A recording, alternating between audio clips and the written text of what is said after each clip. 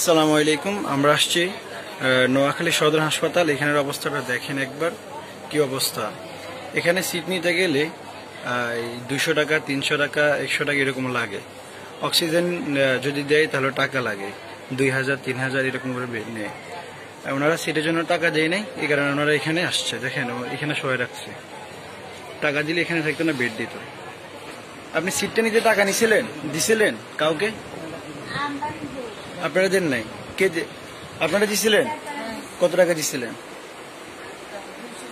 200 টাকা নিছে আপনার সিটটা দিতে? নিছে। আচ্ছা, আপনার কাছ থেকে কত টাকা নিয়ে সিট দিছে? 100 কত টাকা নিছে? মানে সিটটা দেওয়ার জন্য 200 টাকা নিছে। আচ্ছা, ঠিক আছে। আপনার কাছ থেকে 100 টাকা নিছে। আচ্ছা, আপনার কাছ থেকে কত টাকা নিছে? নেই।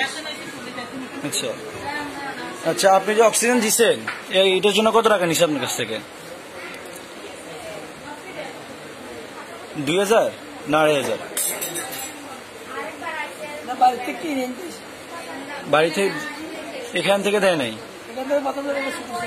জি, ছোট ছিল।